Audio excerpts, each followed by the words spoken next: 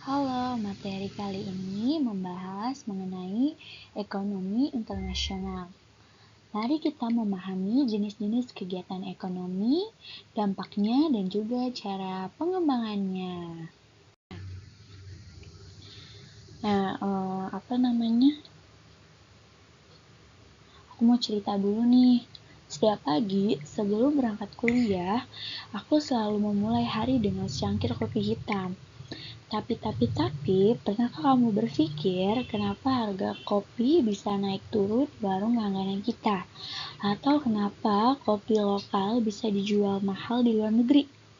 Nah, di balik secangkir kopi itu, ada kisah besar tentang ekonomi internasional. Beberapa waktu lalu, aku membaca tentang petani kopi di Toraja, Sulawesi. Mereka menanam, memetik, dan menjemur kopi dengan penuh kerja keras, tapi harga biji kopi yang mereka terima ternyata tergantung pada harga pasar dunia yang ditentukan di New York dan di London. Artinya, meski kopi tumbuh di tanah Indonesia, nasibnya ditentukan oleh ekonomi global. Di sisi lain, ada perusahaan di Jepang yang membeli biji kopi kita dengan dolar Amerika. Ketika nilai tukar rupiah melemah terhadap dolar, perusahaan Jepang harus membayar lebih mahal, tapi petani kita justru bisa mendapat untung lebih banyak dalam rupiah. Inilah kekuatan dan tantangan ekonomi internasional. Setiap perubahan kurs, kebijakan ekspor, hingga perang dagang, semua saling terhubung dan berdampak hingga ke meja makan kita. Kisah kopi ini hanyalah satu contoh kecil dari bagaimana globalisasi ekonomi bekerja. Barang, jasa, uang, bahkan ide kini bergerak lintas batas tanpa bisa dibendung. Negara-negara saling bergantung. Indonesia butuh teknologi dari Jepang, Jepang butuh sumber daya alam dari Indonesia, dan Amerika membutuhkan tenaga kerja dari Asia. Namun, di balik semua itu adalah pelajaran penting. Dalam ekonomi internasional, tidak ada negara yang benar-benar berdiri sendiri, semua terhubung. Seperti rantai panjang yang dimulai dari ladang kecil di Toraja hingga mesin espresso di Paris. Jadi, setiap kali kamu menyesap kopi di pagi hari, ingatlah, kamu sedang menikmati hasil kerja keras dari sistem besar bernama ekonomi internasional yang membuat dunia ini terasa lebih kecil, namun juga lebih kompleks dari yang kita kira. Nah, jadi ilmu ekonomi internasional merupakan ilmu yang mempelajari bagaimana hubungan ekonomi antara satu negara dengan negara lain yang dapat mempengaruhi alokasi sumber daya baik antara dua negara tersebut maupun antar beberapa negara. Nah, di sini ada ruang lingkup ekonomi internasional. Pada dasarnya, ruang lingkup ilmu ekonomi internasional tidak berbeda jauh dengan ruang lingkup ilmu ekonomi pada umumnya. Perbedaannya hanya ilmu ekonomi umum berfokus mempelajari persoalan-persoalan yang bersangkutan dengan hanya satu negara, sedangkan ilmu ekonomi internasional mempelajari hal-hal yang bersangkutan dengan hubungan ekonomi antar negara. Jadi kamu bisa bayangin nih, suatu pagi kamu sedang berjalan di sebuah mall di Jakarta, kamu melihat ponsel buatan Korea, sepatu dari Amerika, baju dari Cina, dan parfum dari Prancis. Tapi kamu membayarnya dengan rupiah, mata uang Indonesia. Pernahkah kamu berpikir bagaimana semua barang dari berbagai negara itu bisa sampai ke tanganmu? Nah, disinilah cerita ekonomi internasional dimulai. Ilmu yang membahas bagaimana negara-negara di Indonesia saling berhubungan lewat perdagangan, keuangan, tenaga kerja, dan kebijakan ekonomi. Suatu hari, aku membaca berita tentang harga minyak dunia yang naik. Ternyata kenaikan itu membuat ongkos transportasi di Indonesia juga meningkat. Dari situ aku sadar apa yang terjadi di luar negeri bisa berdampak langsung pada kehidupan kita di sini. Inilah bukti bahwa ekonomi internasional mencakup hubungan saling bergantungan antar negara. Ruang lingkupnya luas sekali. Ada perdagangan internasional, sempat barang dan jasa mengalir lintas batas negara. Misalnya, Indonesia mengekspor minyak kelapa sawit ke India dan mengimpor gandum dari Australia. Lalu ada keuangan internasional di mana uang berpindah dari satu negara ke negara lain. Misalnya investasi Jepang di Indonesia atau pinjaman Bank Dunia untuk membangun infrastruktur. Kemudian ada kerjasama ekonomi internasional seperti ASEAN dan WTO yang mengatur aturan main perdagangan agar adil bagi semua pihak. Juga ada kebijakan moneter dan fiskal internasional yang mempengaruhi nilai tukar mata uang dan stabilitas ekonomi antar negara. Tapi, ruang lingkup ekonomi internasional tidak hanya soal angka dan kebijakan. Ia juga berbicara tentang manusia, para pekerja migran yang mencari nafkah di luar negeri, para mahasiswa yang belajar lintas negara, dan para pelaku UMKM yang kini bisa menjual produknya ke luar negeri lewat internet. Bayangin, hanya dengan satu klik di marketplace, seorang pengrajin batik di Pekalongan bisa menjual produknya ke pembeli di Jepang. Itulah bukti nyata bahwa ekonomi internasional bukan hanya urusan pemerintah dan perusahaan besar, tapi juga menyentuh kehidupan kita sehari-hari. Namun, di balik semua peluang itu ada tantangan juga. Perbedaan nilai tukar, ketimpangan ekonomi antar negara, hingga resiko ketergantungan terhadap negara maju. Karena itu, setiap negara, termasuk Indonesia, perlu memiliki strategi agar bisa bersaing dan tetap mandiri dalam arus globalisasi.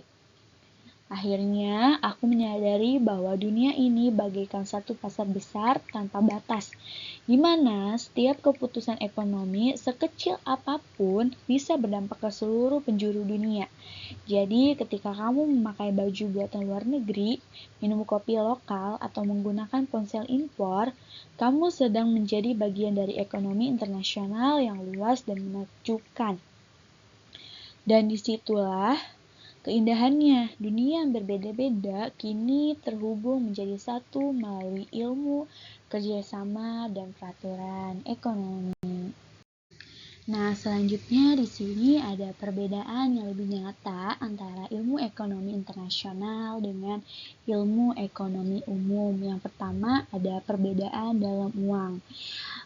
Digunakan seperti dolar Amerika Serikat, pound sterling Inggris, mark Jerman, yen Jepang, baht Thailand, rupiah Indonesia, peso Filipina, ringgit Malaysia, dan sebagainya. Terus ada peraturan atau ketentuan, misalnya kebijakan tarif atau bea masuk, pajak ekspor, larangan ekspor, kuota ekspor atau kuota impor, dan lain-lain.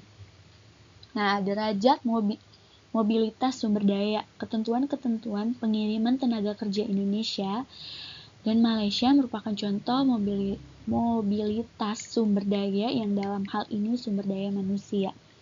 Perbedaan dalam hukum, selera, dan adat istiadat. Misalnya, negara Iran hampir tidak mungkin akan mengimpor babi atau minuman keras karena alasan hukum dan adat agama. Nah, di sini ada sedikit cerita. Pernah suatu pagi aku duduk di warung kopi di dekat kampus. Di depanku ada Pak Budi, pemilik warung, sedang sibuk menyiapkan pesanan pelanggan. Ia menghitung berapa banyak gula, berapa liter susu, dan beberapa harga yang harus ia pasang agar tetap untung. Katanya, kalau harga gula naik, saya harus naikkan harga kopi juga. Terus aku jadi berpikir, apa yang dilakukan Pak Budi itu sebenarnya adalah contoh ilmu ekonomi umum. Ilmu yang mempelajari bagaimana seseorang atau sebuah usaha mengelola sumber daya terbatas untuk memenuhi kebutuhan.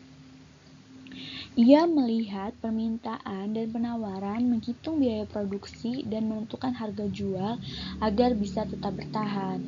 Namun, tiba-tiba Pak Budi mengeluh.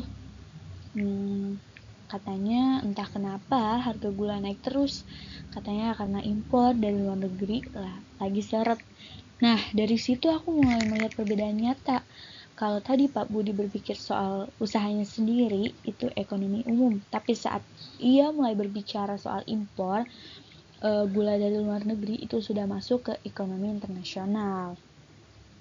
Ilmu ekonomi umum membahas bagaimana individu, perusahaan, dan pemerintah mengambil keputusan ekonomi di dalam suatu negara. Contohnya, bagaimana masyarakat mengatur konsumsi dan produksi barang, bagaimana pemerintah membuat kebijakan fiskal atau moneter, bagaimana pasar menentukan harga barang di dalam negeri. Sementara ilmu ekonomi internasional melangkah lebih jauh. Ia membahas bagaimana negara-negara di dunia saling berinteraksi secara ekonomi, seperti perdagangan antar negara, pergerakan modal, tenaga kerja, nilai tukar mata uang, hingga kerjasama ekonomi global. Jika ekonomi umum membahas bagaimana Indonesia mengatur ekonominya, maka ekonomi internasional membahas bagaimana Indonesia berhubungan dengan dunia luar. Nah, mari kita kembali ke warung Pak Budi. Saat ia membeli gula dari pemasok lokal, itu urusan ekonomi domestik. Tapi jika harga gulanya naik karena nilai tukar rupiah melemah terhadap dolar, maka itu akibat ekonomi internasional. Perubahan kurs, kebijakan impor, dan harga komoditas dunia semuanya berpengaruh, bahkan sampai ke secangkir kopi di warung kecil. Itulah bukti nyata bahwa ekonomi internasional dan ekonomi umum berbeda dari arah pandangnya, namun saling terhubung seperti dua sisi mata uang yang sama. Ekonomi umum melihat ke dalam bagaimana sumber daya dikelola secara efisien. Sedangkan ekonomi internasional melihat keluar bagaimana dunia saling mempengaruhi dalam sistem global. Akhirnya aku menatap cangkir kopi yang mulai dingin dan tersenyum. Pak, kataku, sekarang saya paham. Warung kopi Bapak ini mungkin kecil, tapi ternyata ikut terhubung dengan dunia luar lewat ekonomi internasional. Pak Budi tertawa, berarti saya pengusaha global dong. Kami pun sama-sama tertawa dan sejak saat itu aku sadar di dunia ekonomi tidak ada yang benar-benar berdiri sendiri. Bahkan warung kopi sederhana pun bisa jadi bagian dari perekonomian dunia. Nah, apa sih manfaat hubungan ekonomi internasional? Yang pertama, meningkatkan pertumbuhan ekonomi, yaitu kerjasama ekonomi antar negara, memperluas pasar ekspor, menarik investasi asing, dan mendorong meningkatkan produksi nasional. Yang kedua, menambah devisa negara. Kegiatan ekspor barang dan jasa menghasilkan devisa yang dapat digunakan untuk membiayai pembangunan dan impor kebutuhan dalam negeri. Yang ketiga, menciptakan lapangan kerja. Adanya investasi dan perdagangan internasional membuka peluang kerja baru terutama di sektor industri, jasa, dan ekspor-impor. Nah, aku berbagi pengalaman lagi nih. Waktu itu aku membeli sepasang sepatu dari Korea lewat toko online. Saat paketnya datang, aku pun begitu senang, tapi tiba-tiba aku berpikir, kenapa ya barang dari luar negeri bisa sampai ke rumahku dengan mudah?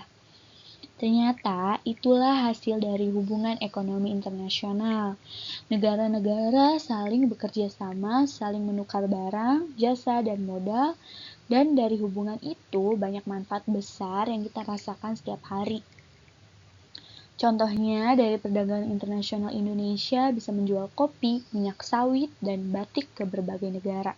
Sebaliknya, kita juga mengimpor barang yang belum bisa kita produksi sendiri seperti mesin, obat, atau kendaraan.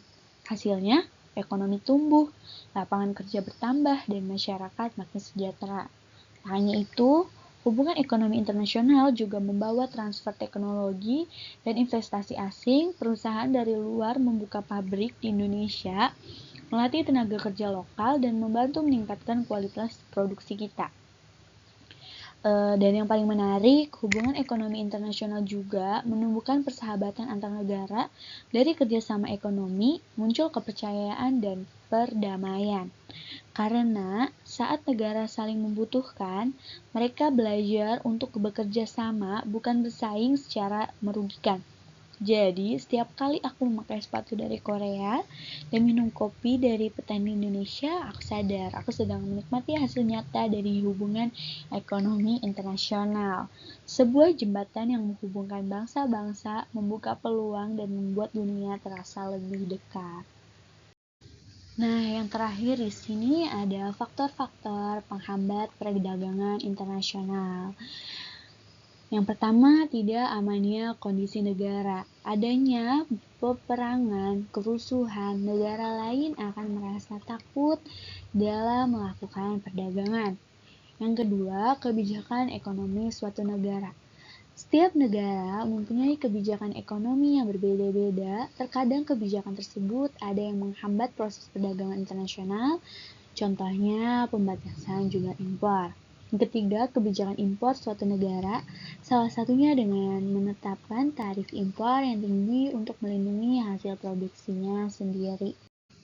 Nah, itu tadi teman-teman mengenai ekonomi internasional. Semoga bermanfaat dan dapat dimengerti. Terima kasih. Bye-bye.